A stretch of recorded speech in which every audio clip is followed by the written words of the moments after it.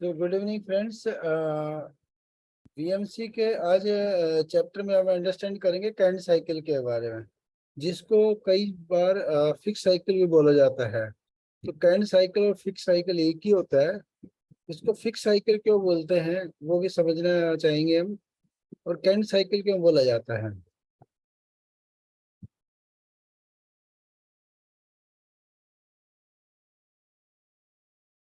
पहले fix cycle की हम टर्मिनोलॉजी को समझते हैं। फिक्स फिक्स साइकिल है क्या।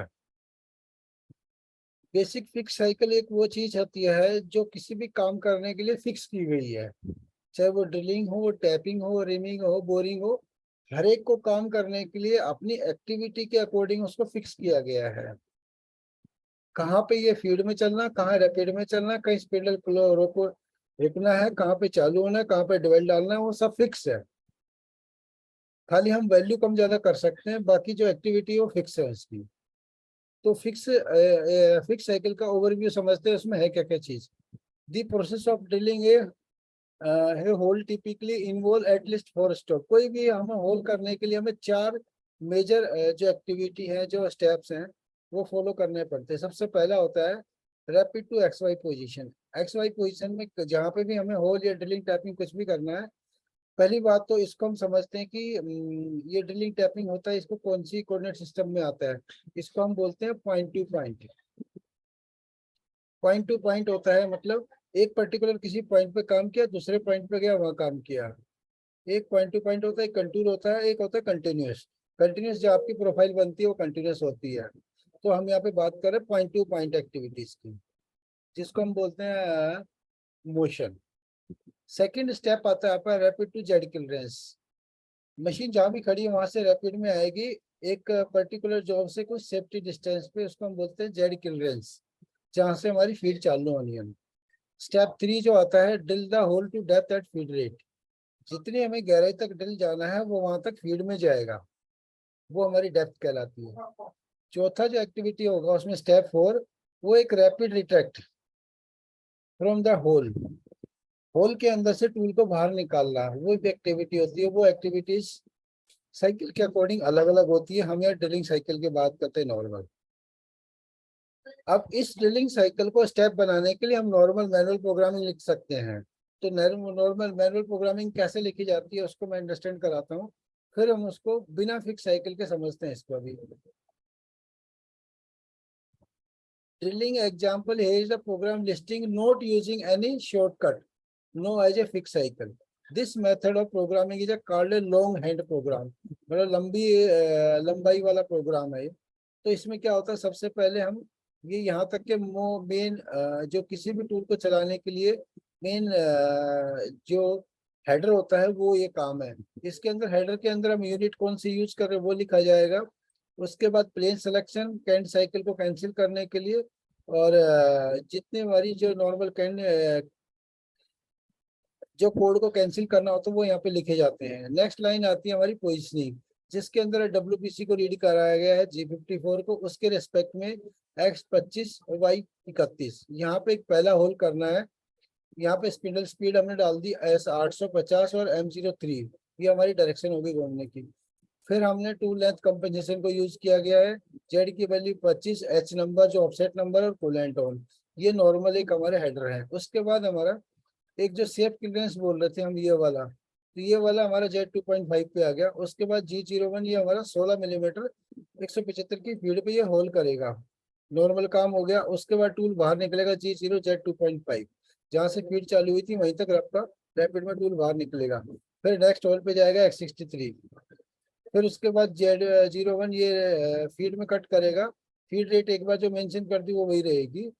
उसके बाद टूल फिर बाहर निकलेगा, फिर नेक्स्ट होल पे जाएगा जिसको हम सी होल बोलेंगे। उसकी पोजीशन है X39 और Y13। फिर ये ड्रिलिंग फीड में काम करेगा, कट करेगा, और ये टूल फिर बाहर निकलेगा। फिर ये अपनी जेड सेफ पोजीशन पे जाएगा इनिशियल पॉइंट पे, और फिर उसके बाद कूलेंट ऑफ हो जाएगा। तो ये एक्टिविटी नॉर्मल होती है, फिर ये होम पोजीशन पे चला जाएगा। तो ये जो है एक नॉर्मल प्रोग्राम का एग्जांपल है जिसको बिना कैंट साइकिल के बनाया गया है। प्रोग्राम ड्रिलिंग का ऐसे भी लिख सकते हैं तो भी वही काम करेगा, बट यहाँ पे प्रोग्राम की लेंथ बढ़ गई। सो इस लेंथ को कोड शॉर्ट करने के लिए हम फिक्स साइकिल यूज करते हैं। वो कैसे काम करता है उसके बारे में समझते हैं। General format. अभी जो फिक्स साइकिल होता है उसके फॉर्मेट को अंडरस्टैंड करते हैं कि फॉर्मेट होती किस तरह से है, इस पे किसी भी करंट साइकिल के बारे में। General format a fix cycle is a series of parameter values specified by the unique address. Note all parameter are used for every available cycle. कुछ जो इसके एड्रेस होते हैं उस एड्रेस का cycle to cycle meaning change हो जाता है। जैसे हमारा पी क्यू, ये दो पैरामीटर ऐसे होते हैं जिनकी वजह से वैल्यूज अलग अलग साइकिल के अंदर अलग अलग मीनिंग होता है। तो ये हमारा एक फिक्स साइकिल का एक फॉर्मेट है जिसके अंदर हम ये चीज लिख सकते हैं। ये सारी लिखनी जरूरी नहीं, जरूरत के हिसाब से जो जो चीज लिखी जानी चाहिए वो लिखी जाती है। अब इसको अंडरस्टैंड करते हैं मीनिंग क्या, एक्सप्लेनेशन करते हैं। सबसे पहला जो आता है एन, वो ब्लॉक नंबर है। दूसरा जी कोड आता है, दो जी कोड ही होते हैं। एक फर्स्ट वाला जी कोड, फर्स्ट वाला जी कोड हमें ये बताता है कि ड्रिलिंग करने के बाद या पहले जो उसका रिट्रैक्शन है, रिट्रैक्शन मतलब रिटेंशन, ड्रिल करने के बाद टूल बाहर निकलेगा और नेक्स्ट होल पे जाने के लिए कितना ऊपर उठना चाहिए जॉब से। दो वैल्यू होती है, एक होती है सेफ वैल्यू और एक होती है आपकी इनिशियल वैल्यू, आर वैल्यू जिसको बोलते हैं। आर वैल्यू जो हमारी अगर आर वैल्यू तक टूल को रिटर्न करना है तो 99 यूज होगा, और इनिशियल लेवल पे अगर जाना है तो 98 यूज होगा। अभी आगे बताएंगे इसके बारे में और डिटेल में। नेक्स्ट वाला जो जी कोड होता है सेकंड वाला, वो होता है हमारा साइकिल का नंबर। कौन सा साइकिल हम यूज कर रहे हैं। साइकिल हमारे कौन कौन से होते हैं, 73 74, दो ये हो गए। फिर 81 82, 83 84 85 86 87 88 और 89। तो टोटल 12 जी कोड होते हैं। एक 80 होता है जो सबको कैंसिल करता है। तो टोटल 13 कोड होते हैं कैंट साइकिल को मशीनिंग के लिए। इसमें से कोई भी एक यूज कर सकते हैं जो जरूरत के हिसाब से है। नेक्स्ट होता है एक्स की वैल्यू, जो हमारी होल की पोजीशन की एक्स एक्सिस को दर्शाता है। दूसरा जो होता है Y hole position, Y axis को दर्शाता है। फाइनली आर जो होता है जेड एक्सिस, स्टार्ट पोजीशन, जहां से हमारी फीड स्टार्ट होनी है और टूल को रिट्रैक्ट करने के लिए 99 की वैल्यूज है। जेड एक्सिस एंड पॉइंट, जहां तक हमारी जेड की वैल्यू जानी है कटिंग करती हुई फीड में। पी, पी जहां भी साइकिल में लिखा होगा वो ड्वेल का काम करेगा, पोज का। नेक्स्ट होता है क्यू। क्यू का मीनिंग डिफरेंट डिफरेंट साइकिल के लिए अलग अलग होता है।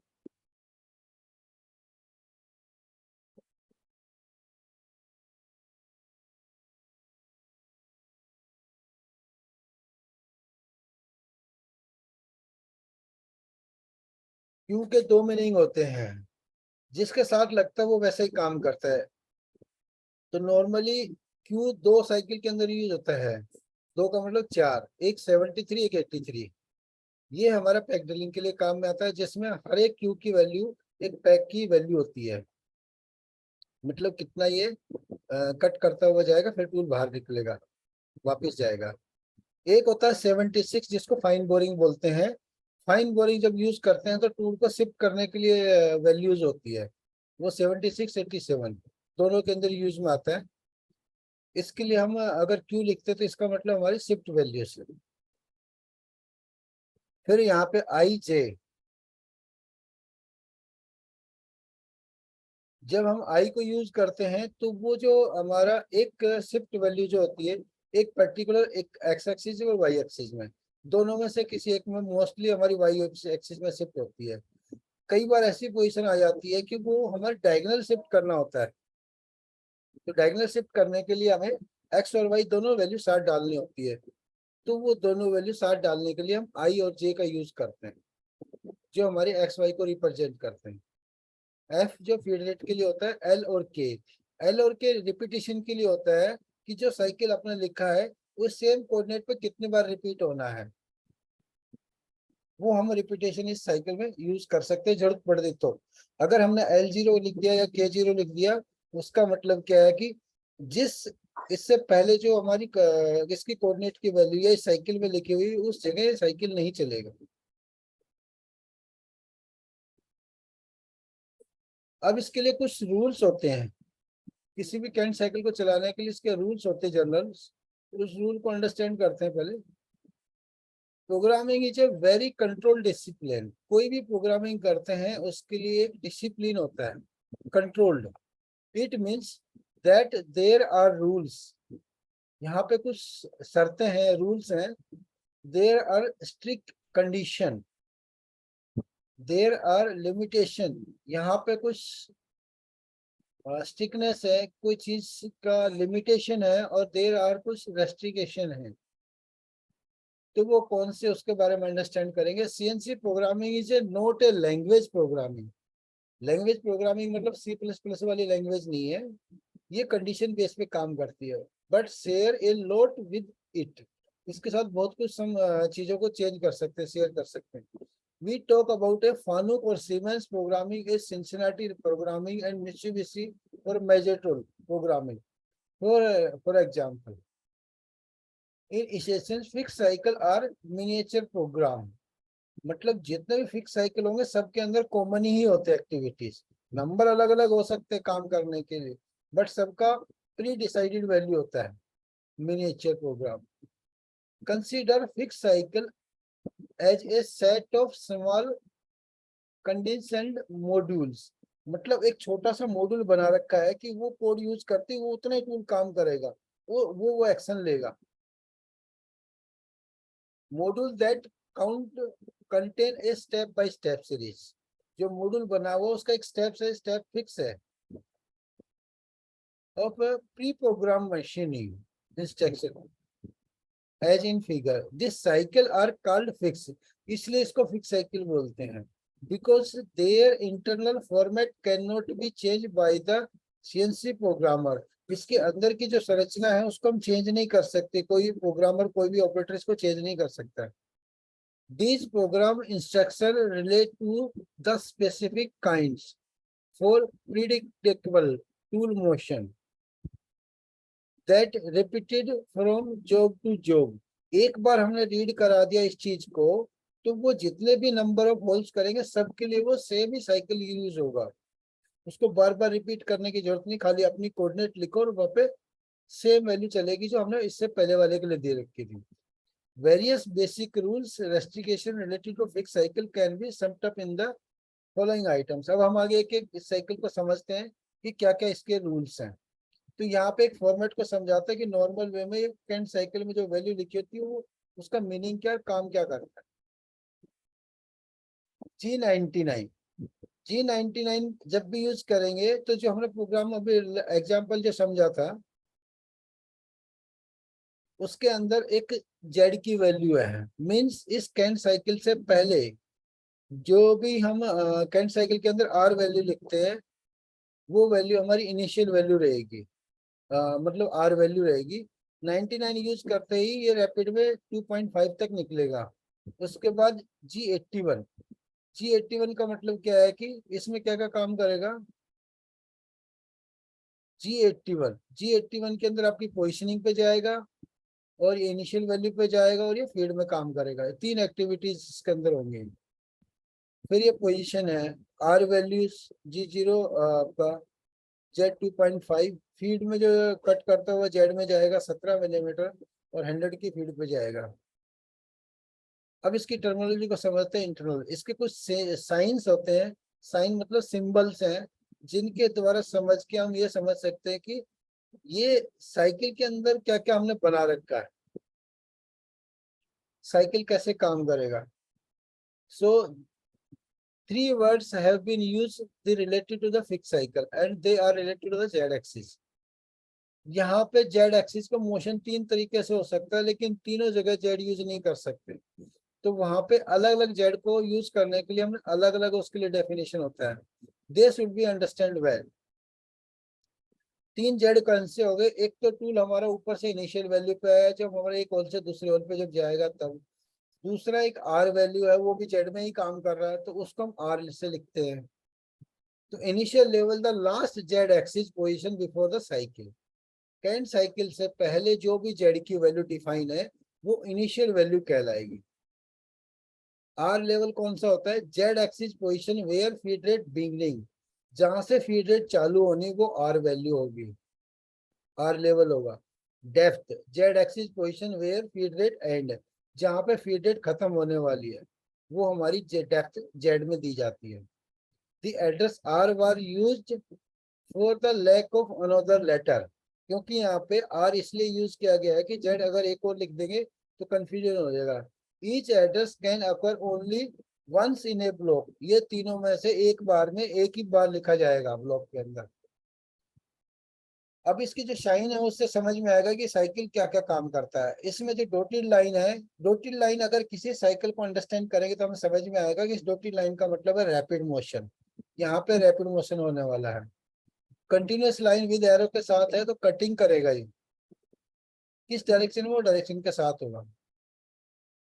मैनुअल मोशन एंड डायरेक्शन, जहाँ पे ये अगर आपका ऐसे फ्लाइंग वाली अगर लाइन लिखी है, मीन्स ये घुमावदार लाइन है, तो इसका मतलब मैनुअल है।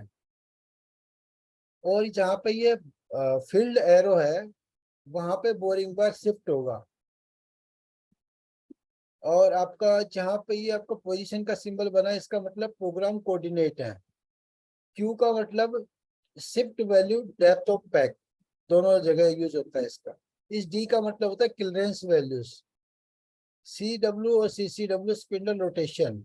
ओ एस एस का मतलब होता है ओरिएंटेड स्पिंडल स्टॉप, जहाँ पे अप्लीकेबल होगा वहां पे दिखाया जाएगा कि ये काम करेगा। उसके बाद डुअल फंक्शन एग्जीक्यूटेड, जहाँ पे डुअल लिखा होगा वहां पे एग्जीक्यूट करेगा।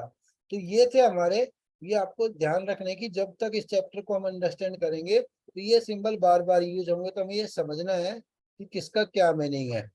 इसलिए मैंने इस वाली पिक्चर को कल मैंने ग्रुप में डाला था ताकि आप इसको अंडरस्टैंड कर पाए। रूल्स क्या क्या हैं इसके टेन साइकिल के। एब्सोल्यूट और incremental mode of dimension can be established before a fixed cycle is programmed or any time while a fixed cycle is active। जब इसके अंदर हम 91 या 90 यूज करते हैं तो इसकी बाकी वैल्यू चेंज नहीं होंगी, मींस डेप्थ चेंज नहीं होगी, जेड की वैल्यू चेंज नहीं होगी, आर की वैल्यू चेंज नहीं होगी। ओनली आपका कोऑर्डिनेट जो है वो आपका इंक्रीमेंटल में मूव करेगा। फिक्स साइकिल से पहले और फिक्स साइकिल के बाद अगर 91 या 90 यूज करते हैं तो इसमें और साइकिल का मीनिंग कुछ नहीं चेंज होने वाला, ओनली आपकी एक्सिस की जो वैल्यू है वो चेंज होगी। G90 must be programmed to select absolute mode और 91 is required to select incremental mode। जब हमें इसके कोऑर्डिनेट के लिए 90 लिखना है, लिखा गया है, तो इसका मतलब एब्सोल्यूट में काम करेगा और इंक्रीमेंटल में काम कराने के लिए 91 लिखना पड़ेगा। Both 90 and 91 mode are modal, दोनों मॉडल कोड हैं। एक बार जो लिखती है जब तक हम इसको रिप्लेस नहीं करेंगे या रिपीट नहीं करेंगे दूसरे कोड को तब तक वो एक्टिव रहेगा। If one of the x and y axis is omitted in fixed cycle mode, अगर किसी फिक्स साइकिल के अंदर x और y की वैल्यू नहीं है, this cycle will be executed at the specified location of one axis and the current location of the another axis। It's means इससे पहले जो भी एक्सिस इसके मोड में मेमोरी में है वही कंसीडर करके वहां पे आपका काम करेगा। If both x and y axis are omitted in fixed cycle mode, the cycle will be executed at the current tool position। अगर आपका कोई भी एक एक्सिस मिसिंग है, एक एक्सिस अगर मिसिंग है तो वो एक्सिस जो पहले रीड करी गई है उसको कंसीडर किया जाएगा। अगर दोनों ही नहीं है तो इससे पहले जो दोनों लिखी गई है उनको यूज करके वहीं पे काम होगा। इफ नाइदर 98 और 99, अगर आपने जी कैंट साइकिल के अंदर ना ही 98 लिखा ना ही 99 लिखा, तो command is program by the fix cycle, control system will select the default command as set by the system parameter usually G98। अगर आपने दोनों में से कोई भी नहीं लिखा तो system G98 by default use करेगा, ये इसका रूल है। अब G90 जो 81 हमारा सेकेंड साइकिल है उसको, उसकी एक्टिविटी को समझते हैं कि उसके अंदर क्या क्या काम करते हैं। तो ये मैंने ग्राफ इसलिए लगाया कि आप इसको समझ पाओ कि कैसे कैसे फंक्शन काम करता है। G81। G81 का करंट साइकिल से आपको समझ में आएगा जो जो आपको ग्राफ बना हुआ है ये कैसे काम करता है। मीन्स जहाँ पे डॉटेड लाइन है वहां पे रैपिड में काम करेगा। मीन्स एक होल से दूसरे होल पे जाने के लिए रैपिड में काम करेगा। और इनिशियल वैल्यू से आर वैल्यू तक लाने के लिए आपका रैपिड में काम करेगा। और यहाँ से फिर आपकी कंटिन्यूस लाइन जहाँ से चालू होगी आपका फीड में काम करेगा। और फीड में काम करने के बाद जब टूल बाहर निकलेगा इस एरो डायरेक्शन में, तो अगर हमने 98 दिया है तो यहाँ तक टूल बाहर जाएगा इनिशियल वैल्यू तक। अगर 99 दिया तो आर वैल्यू तक आएगा और नेक्स्ट होल पे जाएगा। और ये जेड जो माइनस दी हुई है डेप्थ, ये हमारी फाइनल डेप्थ होगी जहाँ पे हमारा ये एरो ब्लैक एरो फील्ड वाला जा रहा है वहां तक। तो ये 81 की साइकिल है जिसमें ये काम करता है। तो ये एरो इसलिए इसकी ये सिंबल बनाया गया कि अंडरस्टैंड करने के लिए। नेक्स्ट साइकिल समझते हैं अभी, G82 साइकिल। इस G82 साइकिल के अंदर एक चीज ऐड हुई है, यहाँ पे एक ड्वेल लिखा गया है। मीन्स जब डेप्थ पूरी हो जाती है उस दौरान आपका ड्वेल यूज होता है। ड्वेल वो काम करता है कि टूल आपका घूमता रहेगा और फीड होल्ड हो जाएगी सर्टेन टाइम तक, जितना टाइम हमने उसमें डिफाइन किया है। वो मिली सेकेंड भी हो सकता है, सेकेंड भी हो सकता है। तो 82 का काम हो गया। अब 83 में क्या चीज चेंज है आपको देखने वाली चीज है। 83 का आप डीपली अंडरस्टैंड करेंगे तो समझ में आएगा। यहाँ आपको Q और D ऐड हो गया है।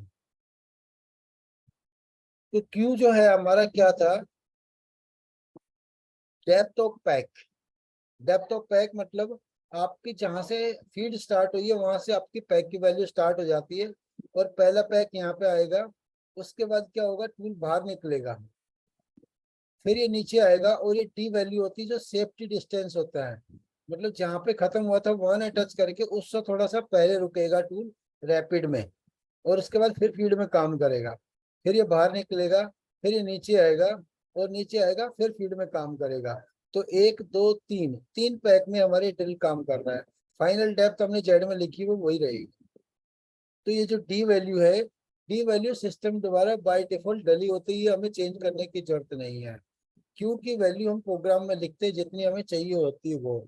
और क्यू कैलकुलेशन का मैंने एक फंडा बताया था, एक वीडियो मैंने डाला हुआ है इसके अंदर कि जो 1 मिलीमीटर की वैल्यू 5000 कैसे होती है, वो एग्जाम्पल में आपको क्यू की वैल्यू कैलकुलेशन करने का तरीका उसमें बताया गया है। ये 83 साइकिल हो गया। अब आता है 73 साइकिल। 83 और 73 में क्या डिफरेंस है, इसके लिए भी एक पर्टिकुलर एक वीडियो डाला हुआ है कि डिफरेंस बिटवीन 73 एंड 83। मैं अभी मैं मेन मेन चीज बता देता हूँ। 83 और 73 के अंदर फर्क क्या है। 83 के अंदर टूल जब निकल रहा था तो बाहर निकल रहा था कंपोनेंट से। बट यहाँ पे कंपाउंड से टूल बाहर नहीं निकल रहा। यहाँ पे खाली हमारा डी जो क्लियरेंस है वहां तक निकलेगा, उसका फीड चालू हो जाएगी। फिर डी पॉइंट तक बाहर निकलेगा, फिर फीड चालू होगी। इट्स मीन जिसको चिप ब्रेकिंग साइकिल भी बोलते हैं। इस साइकिल को जब यूज करेंगे तो जो टूल है वो कंपोनेंट से बाहर नहीं निकलेगा। और इसमें साइकिल टाइम भी कम लगता है और आपका टूल की लाइफ भी अच्छी मिलती है, घिसता कम है। बट इसमें जो टूल है वो हमारा थ्रू कूलेंट होना चाहिए, तो ही वो अच्छा काम करेगा। क्योंकि टूल कूलिंग करने के लिए जरूरी है। कंपोनेंट से टूल को जब बाहर इसलिए निकाला जाता है कि वो ठंडा हो जाए। बाहर निकलेगा तो ठंडा होगा। बट जितनी स्पीड में बाहर निकलेगा अगर वो ज्यादा आरपीएम होंगे तो ड्रिल टूटने के चांसेस ज्यादा होते हैं। इसलिए एचएसएस के ड्रिलिंग के लिए हम 83 यूज करते हैं, सॉलिड कार्बाइड के ड्रिल के लिए हम 73 यूज करते हैं। उसके बाद आता है हमारा 84 साइकिल। 84 साइकिल जैसा कि हमें साइकिल पता लग रहा है कि ये बाकी जो एक और पोजीशन पे जब जाएगा तो रैपिड में जाएगा।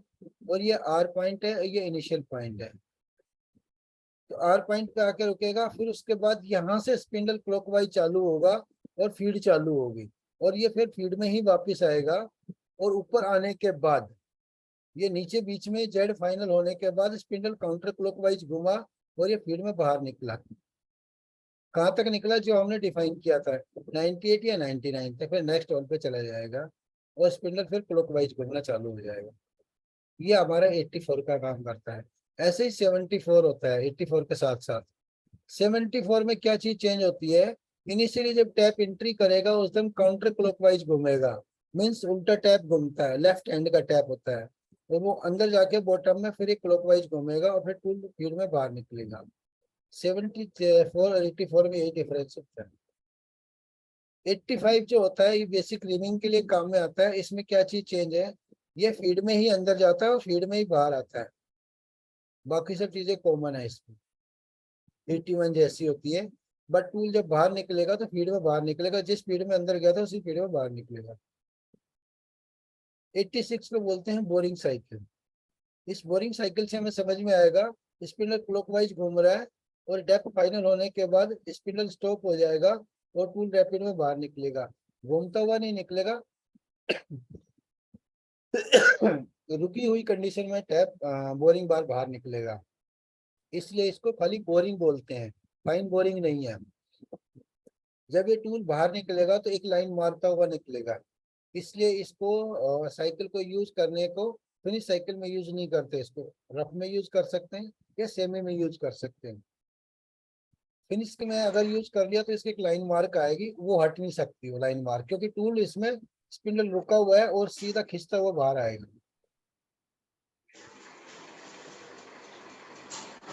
नेक्स्ट आता है 87। 87 क्या करता है, ये बैक बोरिंग का काम करता है। बैक बोरिंग मतलब हमारा ओरिएंटेशन भी काम आता है इसमें। ओरिएंटेशन कैसे काम आता है कि टूल सबसे पहले ओरिएंटेशन में जाएगा और शिफ्ट होके, बेसिक क्या होता है इसका टूल का स्पेशल डिजाइन होता है। जब हम एसेंट्रिक टूल को यूज करते हैं बैक बोरिंग करने के लिए तब इस साइकिल का यूज होता है बैक बोरिंग का।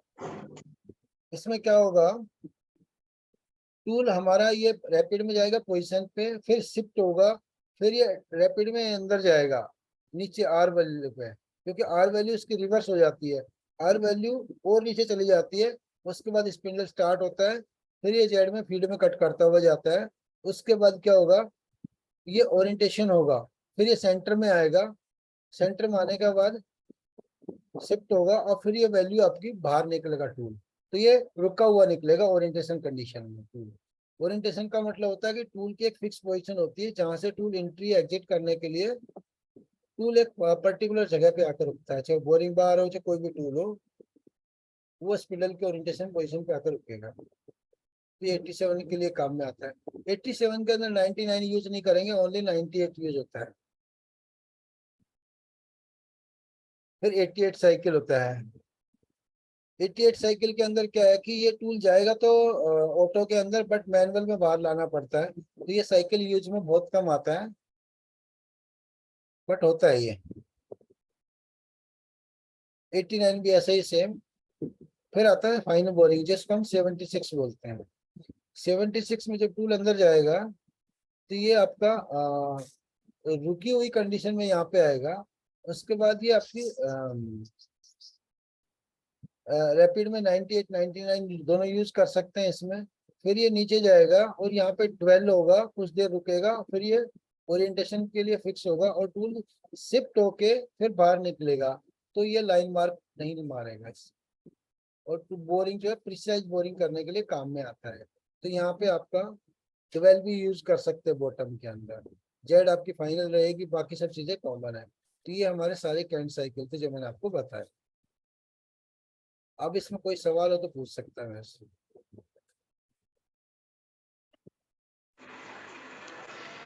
सर एक बार G74 को फिर से रिपीट कर दो सर। मैं आपको बता दूं, अगर आपने 84 यूज किया है तो 74 भी वैसे यूज करते हैं, खाली इसके लिए टूल अलग होगा और साइकिल अलग होगा, बट ये यूज बहुत कम आता है। लेफ्ट हैंडेड टैप बहुत कम यूज होता है। लेफ्ट हैंडेड टैप अगर यूज करोगे तो ही ये साइकिल की जरूरत पड़ेगी, अदरवाइज इसकी जरूरत नहीं पड़ेगी। 84 और 74 में फर्क क्या है, जब टैप घुसता है तो क्लॉकवाइज घूमता है 84 के अंदर, 74 के अंदर उल्टा घूमता हुआ जाएगा और बॉटम में जाने के बाद सीधा घूमता हुआ बाहर निकलेगा फीड में। यही फर्क होता है। क्लियर है?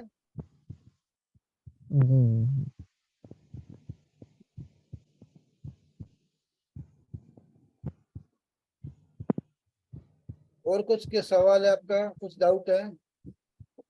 नहीं सर, बाकी तो यही रहेगा। सुमित, आवाज नहीं आ रही आपकी। सर क्लियर है अभी तक। अगर क्लियर नहीं है तो इस वीडियो को एक बार देखो, 2 बार देखो, इसको देखना है, तभी आपको और यस समझ में आएगा पूरा डिटेल में। यस सर, एक दो बार मैं एक बार फिर से रिपीट करता हूँ ये वीडियो इसको देख। रिपीट करो, इसको समझो और जी पूरा देखना, इसको एंड तक, तब समझ में आएगा। Yes sir. महेश, जी जी जी सर, क्लियर है सर। एक बार और देखेंगे अभी से, 1-2 बार। बिल्कुल देखो, खूब देखो इसको। जी तो आज के लिए इतना ही था, कल फिर मिलते हैं एक नए चैप्टर के साथ। यस ठीक है सर सर, यस। ठीक है। Okay sir, okay. Okay okay, मैं डाल दूंगा वीडियो इसका। ठीक है सर, डाल दीजिए। हाँ। यस